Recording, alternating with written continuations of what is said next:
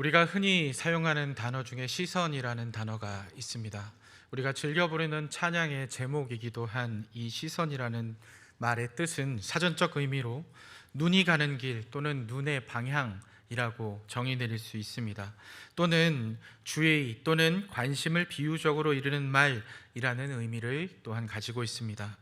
그러니까 정리해서 말해보자면 그 사람이 지금 바라보고 있는 것, 그 사람이 지금 관심을 가지고 뚜렷이 집중하고 있는 그것을 통틀어서 시선이라고 부를 수 있다는 말이죠.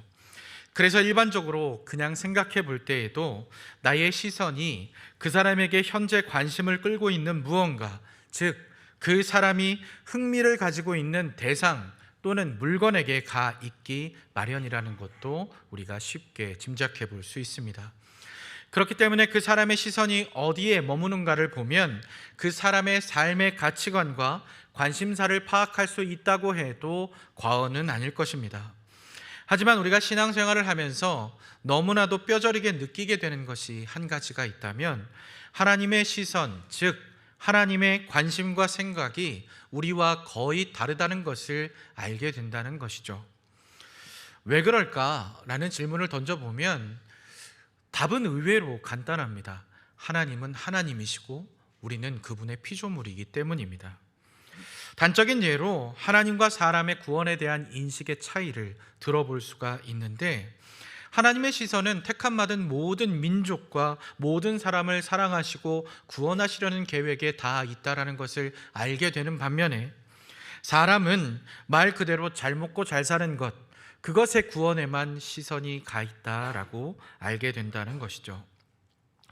우리 주님께서 이 땅에서 수많은 기적들을 베푸셨는데 그 중에 한 가지만 꼽아보라고 한다면 저는 오병이어의 기적을 꼽을 수 있을 것 같습니다. 왜냐하면 다른 기적들 같은 경우에는 기적의 수혜자와 그리고 구경하는 사람들이 나누어져 있는데, 그런데 오병이어의 기적만큼은 그 남자만 5천 명 되는 그 어마어마한 사람들이 모두가 기적의 수혜자였기 때문이죠. 그러나 사람들의 관심이 어디 있는가를 살펴보면 예수님에게 그 관심이 가 있는 것이 아니라 떡 5개와 물고기 2마리가 어떻게 그 많은 사람들을 먹일 수 있었는가 하는 것, 그 많은 사람들을 먹이고도 12바구니나 남았다는데 야, 이거 엄청난 일 아니냐 라고 하는데 시선이 가 있다라는 것입니다. 그 기적을 누가 일으켰는지, 그 기적을 일으키신 장본인인 예수님께서 무엇 때문에 그 기적을 행하셨는지에 대한 그러한 생각들은 온데간데 없고, 오직 자신들의 필요를 채워주었다라는 것만으로 기적이라고 기뻐하고 있는 것이죠.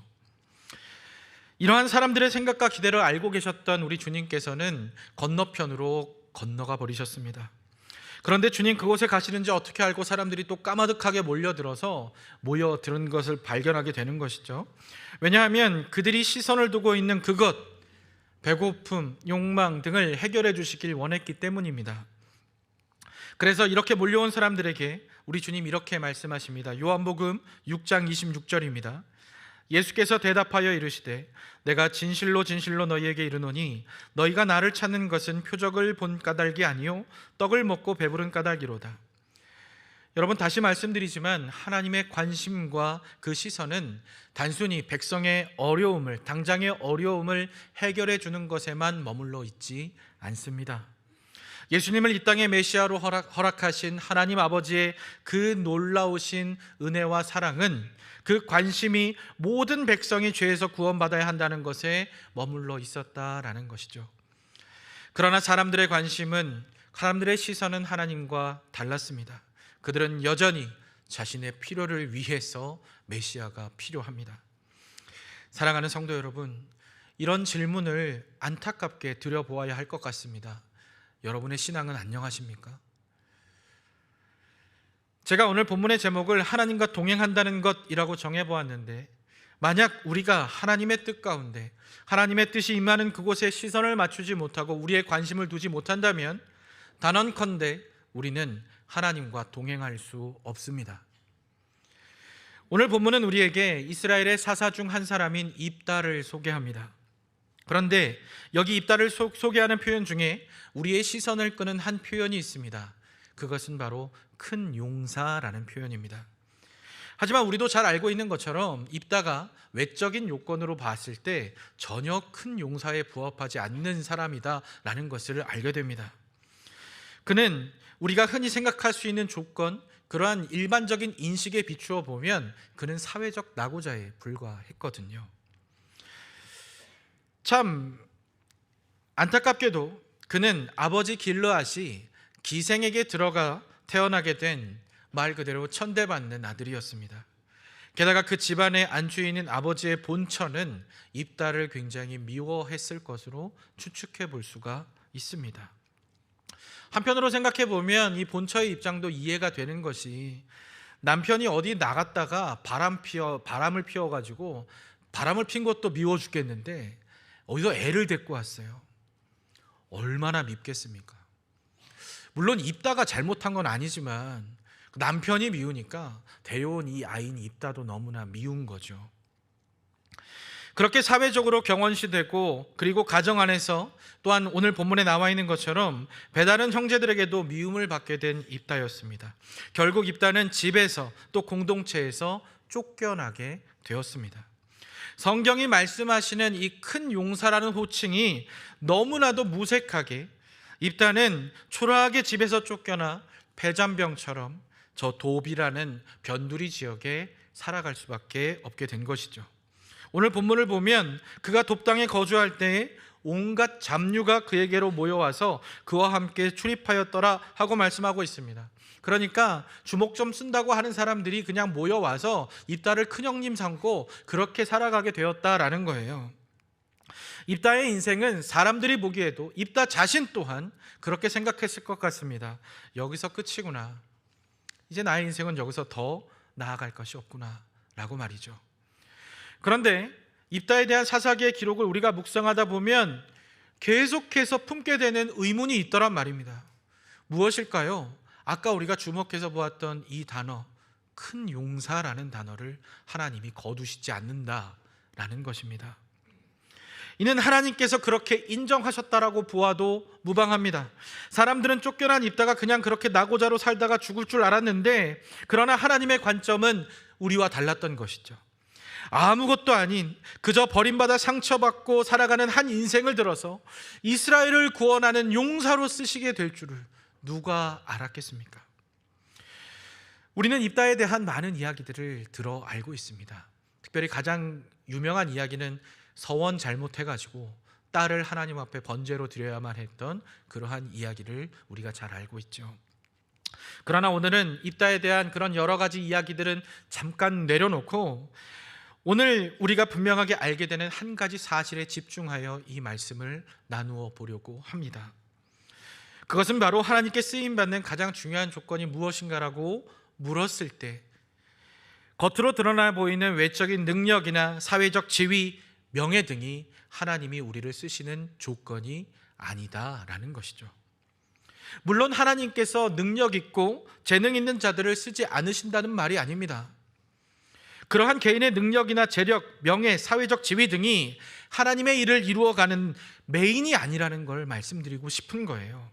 사실 하나님께서 사람을 들어 쓰실 때에는 인간이 중요하다고 생각하는 그 어떤 것도 중요하지 않습니다.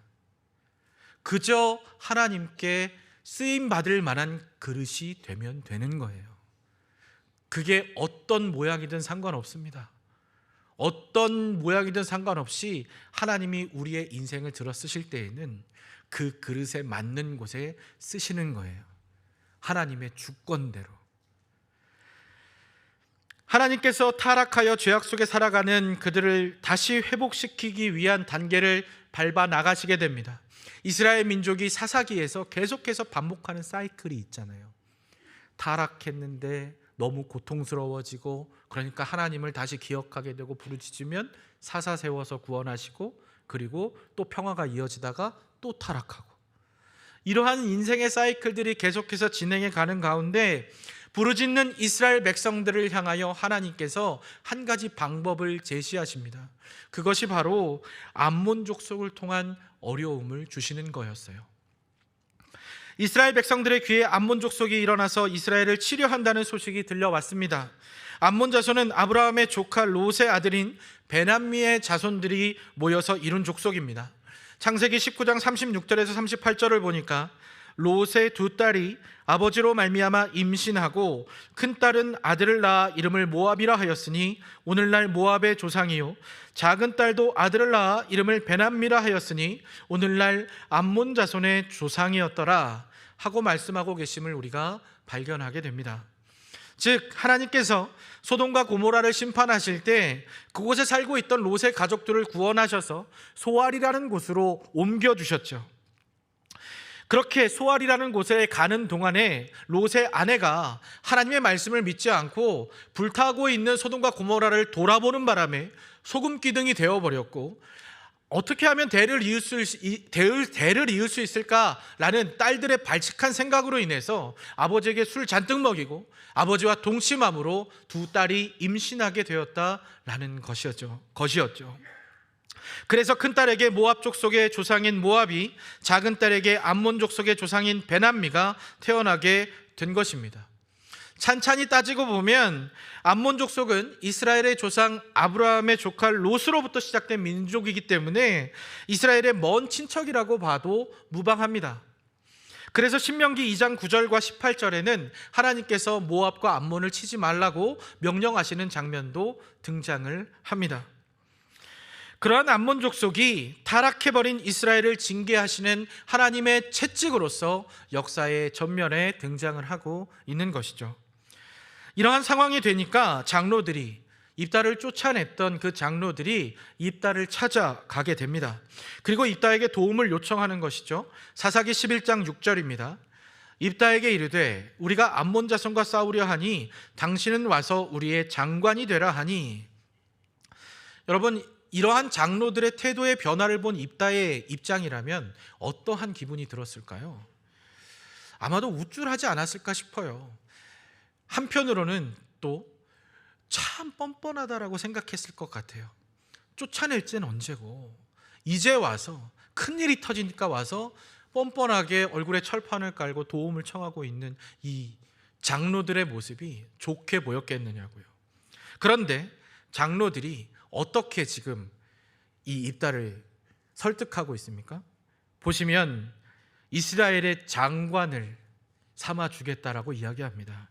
장관은 직역하면 통치자로 번역할 수 있는 히브리어 카친을 번역한 말입니다. 그러니까 이스라엘의 최고 지도자로 삼아줄 테니까 너는 가서 우리를 대신하여 싸워달라라고 이야기를 하고 있는 것이죠. 여기서 한 가지, 지금 장로들이 하나님의 시선과 마찬가지로 입다를 큰 용사로 인정하고 입다를 통한 하나님의 구원을 이루실 것이다라는 것을 믿고 지금 입다에게 이런 말을 하는 걸까요? 답은 아니죠. 지금 이 장로들이 필요한 것은 자신들을 대신하여 암몬 자손의 앞에서 막아줄 방패막이가 지금 필요한 겁니다. 대신 싸워줄 그냥 군사로서 잘 싸운다고 하니까 앞에 세워서 좀 화살바지 좀 해라 라고 이야기를 하고 있는 것입니다. 그러나 결국 이러한 인간들 사이의 왈가왈부함은 그냥 다 차치하고서 결국 하나님의 뜻대로 입다는 사사가 되었고 암몬 족속을 물리치는 데 큰 공을 세우게 되는 것이죠. 그래서 이스라엘의 진정한 사사로 인정받게 되는 것을 우리가 볼 수가 있습니다. 그런데 이러한 스토리들을 우리가 볼 때에 한 가지 너무 안타까운 점이 발견이 돼요. 그것은 이렇듯 하나님의 역사하심을 체험하고서도 이렇게 하나님께서 이렇게 역사하신다라는 것을 실제로 그냥 말로만 듣는 게 아니라 체험해놓고도 입다를 사용하셔서 이스라엘을 구원하신 하나님을 향한 시선은 없었다 이 말입니다. 그저 그냥 저 입다 대단하다, 그래 우리가 저 입다를 찾아가서 세워가지고 이렇게 전쟁이 끝나게 된 거지 라고만 생각했던 거예요. 저는 오늘 설교를 준비하면서 우리의 기준과 하나님의 기준이 다름을 알고 하나님이 항상 오르시다는 것에 아멘 하면서 인정하는 우리의 모습을 떠올려 보았습니다. 그런데 예배당 밖에서의 모습도 그러한가? 라는 질문을 던져 보았을 때 여러분들은 그러한 삶을 살고 계시나요? 우리는 날마다 많은 선택의 순간을 마주하며 살아갑니다. 여러 가지 선택의 순간을 마주했을 때 여러분은 내 뜻대로, 내가 계획한 대로 되지 않아서 실망하고 낙심할 때가 없으시냐 이 말이에요. 하나님께서 내가 생각한 대로 해주시지 않을 때가 되게 많다니까요. 아니 거의 대부분이라고 말해도 틀리지 않을 것 같습니다. 여러분, 그러한 하나님의 응답을 받아들었을 때 여러분은 어떻게 하나님 앞에 나아가시겠어요? 그럴 때마다 내 뜻대로 행해 주시지 않는 하나님을 원망하고 그 앞에서 불평만 하고 살았던 우리는 아닌가라는 생각을 또 해보게 되는 것이죠. 하나님의 놀라운 은혜로 부르심 받아서 그 뜻 가운데 거하며 순종이 우리의 삶의 기본 베이스에 깔려 있어야 함에도 불구하고 우리는 그리스도인임에도 불구하고 그렇게 살지 못했던 우리의 삶은 아니었을까 돌아보게 되는 것이죠. 여러분, 출애굽 시대 이스라엘의 12정탐꾼 이야기를 한번 생각해 보시자고요. 사실 여호수아와 갈렙 참 믿음으로 그렇게 고백했지만 그들이 보는 현실도 10명의 정탐꾼과 그다지 다르지 않았을 겁니다. 이스라엘은 말 그대로 피난민이잖아요. 피난민이고 저들은 하나님께서 표현하신 그대로 적과 꿀이 흐르는 땅에서 정착하며 살고 있는 강한 군사력을 지닌 정말 넘을 수 없는 산이라고 보여지는 사람들입니다. 10명의 정탐꾼의 표현이 맞다고 생각되는 게 이스라엘은 그들에 비하면 메뚜기와 같은 사람들이라고. 그러한 현실을 마주보고 있는 여호수아와 갈렙이 어떻게 그렇게 믿음의 외침을 할 수 있었을까요? 그들은 하나님이 행하시는 일에 인간의 조건을 끼워 넣지 않았습니다. 인간의 계산을 끼워 넣지 않았다고요. 아우, 저거는 안 될 거야. 야, 하나님도 저건 안 돼. 그게 아니라 그래, 우리는 할 수 없어. 그러나 하나님은 하셔. 그러한 믿음을 가지고 있었기 때문에 그들은 담대하게 저들은 우리의 먹이라 라고 외칠 수 있었던 거죠. 하나님의 하나님 되심을 인정하고 하나님께서 행하시는 일에 불가능이 없음을 믿음으로 고백하며 나아갈 때 출애굽 1세대 중 유일하게 쥐 2명만 가나안 땅에 들어가게 되는 그러한 결과를 맞이하게 되는 것 아니겠습니까? 오늘 본문의 상황도 마찬가지죠. 하나님께서는 부족하고 모자란 입다를 새사로 세우셨습니다. 이스라엘 백성들이 만약 영적으로 무너져 있는 상태가 아니었다면 그들은 암몬 자손과 대항하여 입다가 싸우는 것이 아니라 하나님이 싸우신다는 사실을 분명하게 발견할 수 있었을 것입니다. 성경은 하나님께서 백성을 위하여 하나님이 싸우신다라는 것을 여러 차례 우리에게 소개하고 있습니다. 출애굽기 14장 14절을 보니까 여호와께서 너희를 위하여 싸우시리니 너희는 가만히 있을지니라. 지금 굉장히 급박한 상황이에요. 뒤에선 애굽의 전차 부대가 압박해 오고 있고 앞에는 홍해 바다가 있습니다. 여러분, 그때 모세가 백성들에게 하는 말이 이래요. 여호와께서 너희를 위하여 싸우시리니 너희는 가만히 있을지니라. 누가 싸우십니까? 하나님이 싸우십니다. 하나님이 우리 인생 가운데 싸우고 계시는 거예요. 다윗이 골리앗 앞에 섰을 때 블레셋은 물론이거니와 이스라엘 진영에서도 다윗의 승리를 이야기하는 사람은 한 사람도 없었을 겁니다. 그런데 하나님을 믿음으로써 담대히 서 있는 다윗을 위하여 하나님이 싸우시는 거예요. 출애굽 2세대를 이끌고 여호수아가 이스라엘 백성들과 요단강을 건너야 합니다. 강이 범람하는 그 시기에 세찬 물살이 흐르고 있는 요단강을 누가 걸어서 건너게 하십니까? 하나님이십니다. 결국 이 모든 것을 지어 역사하시는 분은 하나님이시라는 믿음을 우리가 가져야 한다고 성경은 우리에게 분명하게 말씀하고 있는 것이죠. 물론 우리는 하나님이 사람을 세우셔서 역사하신다는 사실을 부정할 수 없습니다. 그러나 세우신 사람을 쓰시는 분이 하나님이시라는 사실을 믿지 않는다면 그것은 반쪽짜리 믿음입니다. 아니, 믿음이 아니라고 해도 과언이 아닙니다. 그렇기에 모든 것을 하나님이 하셨다라고 인생들은 고백할 수밖에 없고 고백해야만 하는 것이죠. 물론 그 속에서 쓰임받은 우리의 모든 노력을 폄훼하고 부정할 수는 없겠습니다만, 그러나 나의 노력과 그 모든 과정 속에 하나님이 할 수 있는 능력과 결단의 용기를 주셨기 때문에 이 모든 것을 할 수 있었다라는 사실을 우리가 인정하며 나아가야 된다고 지금 말씀드리고 있는 것입니다. 그래서 우리는 하나님 앞에 날마다 이렇게 기도하며 나아가야 합니다. 하나님, 제가 하나님 편에 설 수 있도록 인도하여 주옵소서. 여러분, 이것이 우리의 기도의 제목이 되어야 할 줄로 믿습니다. 사사기 4장에 보면 이스라엘의 여사사인 드보라가 등장을 합니다.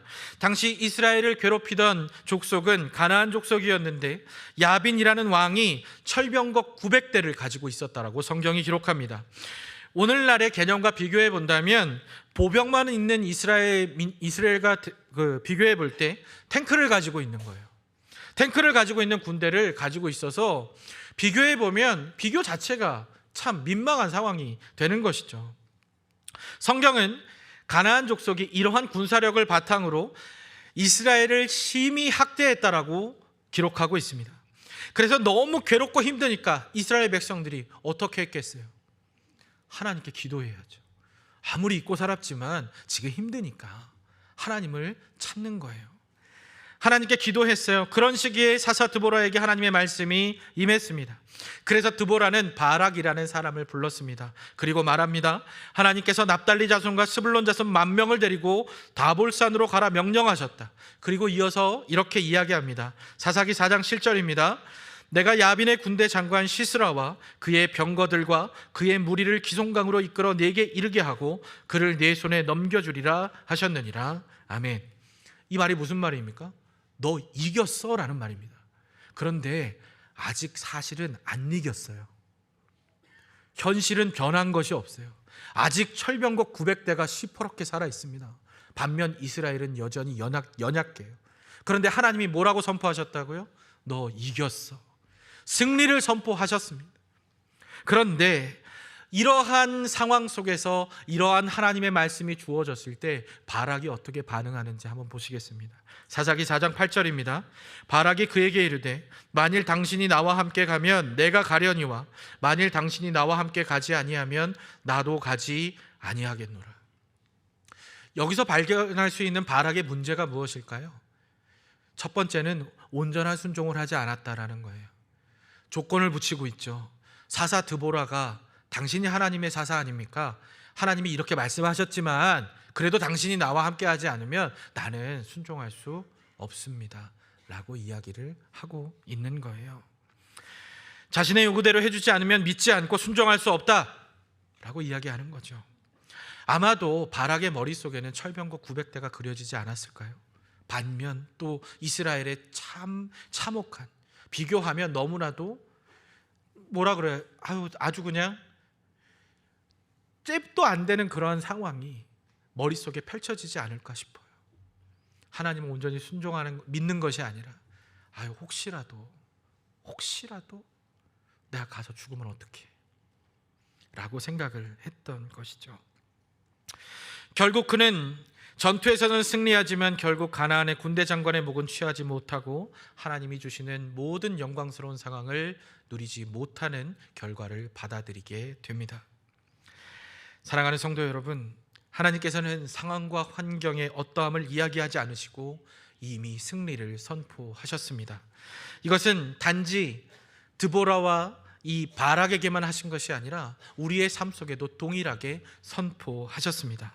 매일매일을 살아가는 현실이 때로는 나를 힘들게 하고 좌절케 하고 어찌할 바를 모르게 두려움에 사로잡혀 있는 우리와는 다르게 하나님께서는 사랑하는 당신의 자녀들에게 이미 승리를 선포하고 계시는 것입니다. 사랑하는 성도 여러분, 우리는 눈앞의 현실보다 훨씬 더 크신 하나님을 바라보아야만 합니다. 이것이 하나님과 동행하고자 하는 우리가 가져야 할 기본 자세입니다. 요한일서 5장 4절은 다음과 같이 말씀합니다. 무릇 하나님께로부터 난 자마다 세상을 이기느니라.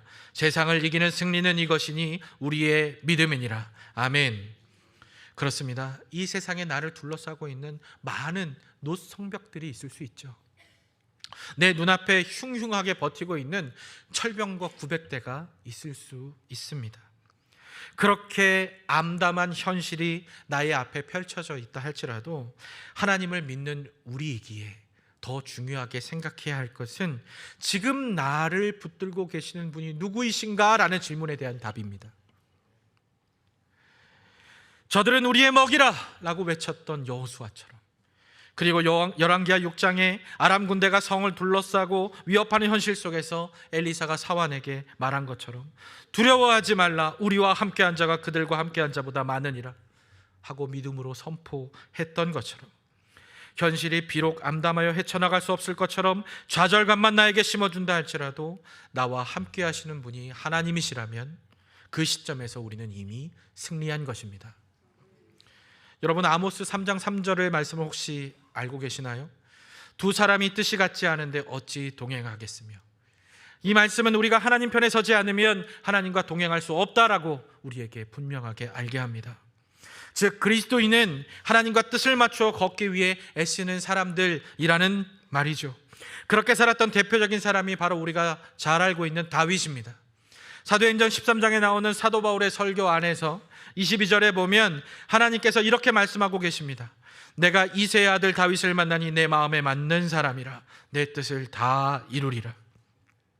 다윗은 하나님을 바라보았고 자신의 뜻이 있어도 하나님께서 아니다라고 선포하시면 아멘하며 순종했습니다. 그래서 다윗은 하나님과 동행할 수 있었고 그의 삶은 하나님이 주시는 신뢰, 승리의 삶이 될 수 있었습니다. 이제 우리의 모습을 한번 들여다볼까요? 사사기를 접하다 보면 마치 우리의 인생 같다라는 생각을 많이 할 수가 있습니다. 아까 말씀드린 것처럼 그 사이클 있잖아요. 하나님을 믿는 하나님의 백성이면 틀림없어요, 이스라엘이. 근데 사사기 시대에 하나님을 모른 척 살아가다가 하나님이 자녀들을 포기하실 수 없어서 징계를 내리시면 너무 힘드니까 그때서야 하나님을 부르짖고, 하나님은 또 그 백성들을 외면하지 못하시고 또 사사를 세워서 구원하시고, 그러면 또 그 구원의 감격 잠깐 누리다가 또 타락하고 또 괴롭다가 또 하나님 부르짖고, 이러한 사이클들이 계속해서 이루어졌던 것이 사사기 아니었습니까? 그런데 우리의 인생도, 그리스도인이라 이름하며 살아가는 우리의 인생도 이와 다를 바 없다라는 생각을 많이 하게 돼요.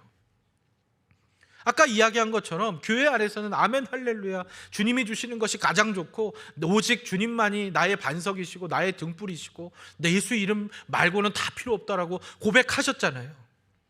근데 세상에서 그렇게 고백을 하며 사느냐 이 말이에요.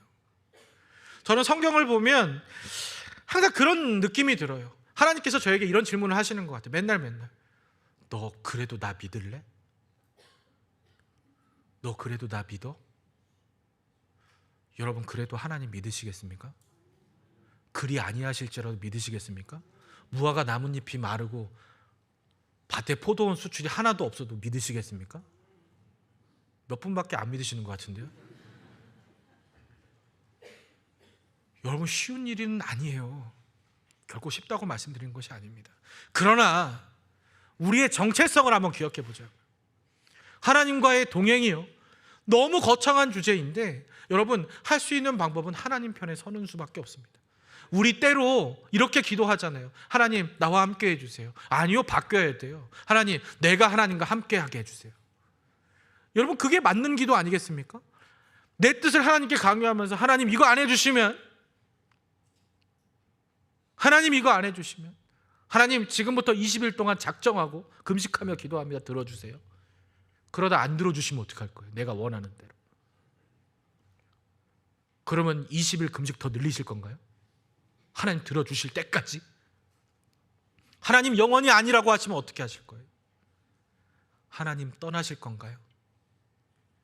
여러분, 성경은 분명해요. 너희가 하나님 편에 서야 된다라고 말씀하고 계시는 거예요. 그것이 너무나도 분명한데 우리는 우리의 삶 가운데 자꾸만 내 욕심을 채우기 위한 방편으로 기독교를 이용하고 살아가는 것은 아닌가 라는 생각을 해보게 되는 것이죠. 제가 2017년에 청년일부 부흥회 주 강사로 선 적이 있습니다. 제가 그때 고등부 담당이었거든요. 근데 청년일부에서 불러주셔가지고 주 강사로 선 적이 있었는데 그때 주제가 하나님께 인생을 걸어라였어요. 앞에 나와 있는 사진이 진짜로 포스터예요. 거짓말하는 게 아니라 진짜로 저런 포스터를 만들어서 붙였었다, 교회에. 하나님께 인생을 걸어라 하는 주제로 부흥회를 진행했어요. 1박 2일간 진행했었는데 너무 은혜 가운데 잘 맞춰졌고, 제가 너무 은혜를 받아가지고 저녁 고등부 때는 별로 예배도 잘 안 드리던 놈이 청년부 왔더니 은혜 받았네, 막 이런 거 보면서 은혜 받고 막 그랬었어요. 그런데 다음 날 뭔가 생각이 하나 떠올랐는데 제 마음이 너무 어려웠어요. 이틀간 부흥회에서 있었던 일들 다 까먹을 정도로 너무 어려운 생각이 떠올랐어요. 그게 뭐였는지 아십니까? 왜 하나님께 인생을 걸어라 하는 저 주제가 특별히 저렇게 주제로 삼고 부흥회를 해야 될 정도로 특별해야만 하는 거지? 라는 생각을 했어요. 여러분은 하나님께 인생을 건 그런 분들 아니십니까? 그게 바로 그리스도인이라고 하는 사람들 아닙니까? 하나님께 인생을 걸고 하나님께서 나의 삶을 붙들어 주옵소서라고 날마다 기도하며 그렇게 간구하며 나아가는 인생들이야 바로 그리스도인인데, 이 주제가 왜 특별해야 되지?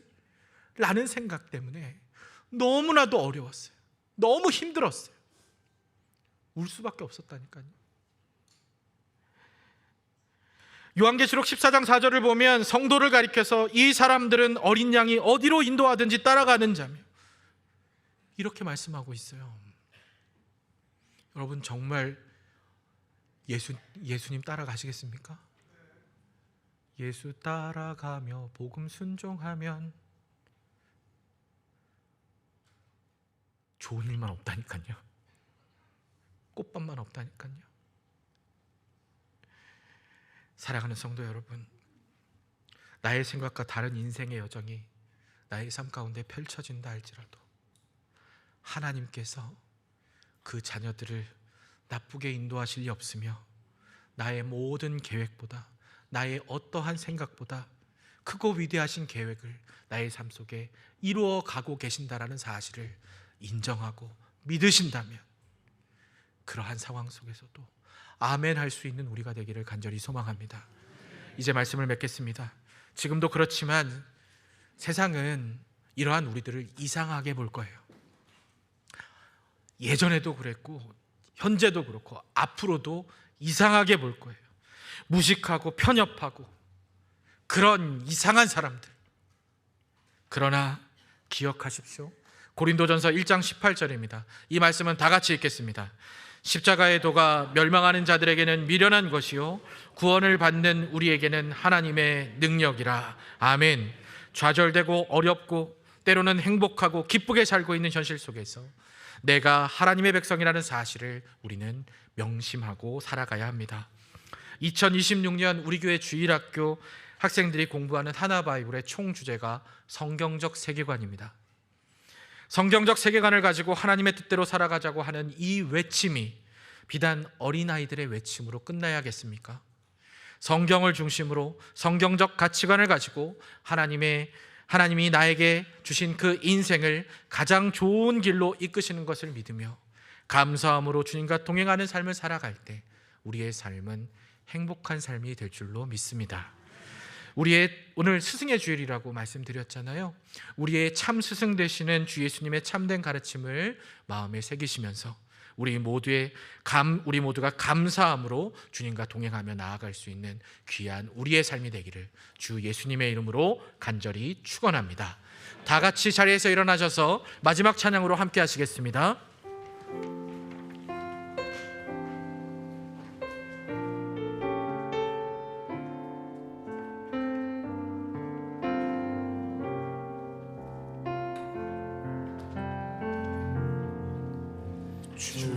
부르심 따라 예수 이름 부르며 나의 인생을 드렸네. 사람들 이해 못하고 결과 어떠하든지 주만 따라가기 원했네. 이제와 도 돌이켜보니 그저 부끄러울 뿐 모두 다 주의 은혜라. 벼랑 끝에 선 날이 주의 손이 이끌어 여기까지 인도하셨네. 하나님 사랑 날 떠나지 않고 끝까지 사랑하셨기에 오직 예수와 십자가만 바라보면서 나의 생명도 아낌없이 드리니 원하네. 내 노래가 상한 영혼 일으켜 다시 살게 하니 노래가 되니 주 배울 때 착한 일뿐이라 칭찬받기 나와. 내 노래가 상한 영혼 일으켜 다시 살게 하는 노래가 내 노래가 상한 영혼 일으켜 다시 살게 하는 노래가. 우리 한 번 더 합니다. 내 노래가 상한 영혼 일으켜 다시 살게 하는 노래가 되기. 주 배울 때 잠깐 일뿐이라 칭찬받기 나와.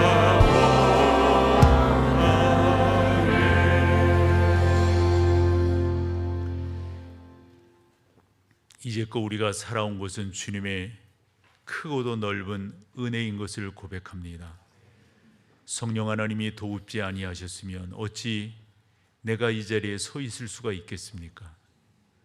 하나님 고맙습니다. 감사합니다. 함께 해주셔서 감사하고 주의 자녀로 부르시어 예배자로 세워주시니 감사합니다. 거룩하신 하나님, 이 귀한 부르심에 끝까지 잘 응답함으로 나아가는 우리 모두가 다 되게 인도하여 주옵소서. 어찌 보면 부족함이 그지없는 입다였을지 몰라도 하나님의 손에 붙들리니 강한 용서가 될 수 있었습니다. 성령이여, 우리는 이 세상 살아가면서 이런저런 불평 또는 불만 또 자포자기 자주 섞인 그러한 우리의 되뇌임들이 많은데 하나님 인도시고 인도하시고 은혜를 베푸셔서 다시 한번 힘있게 세워져 하나님의 사람들을 세워가며 주의 거룩함을 추구하며 하나님의 명령을 지켜나가는 우리 모두가 다 되게 인도하여 주옵소서. 한 주간의 삶도 주의 손에 의탁합니다. 주님 붙드시고 인도하여 주옵소서. 우리 주 예수 그리스도의 놀라우신 은혜와 아버지 하나님의 그 크신 사랑하심과 성령 하나님의 인도하심이 귀한 여러분 가운데 이제로부터 영원토록 늘 함께 하시기를 축원하옵나이다. 아멘.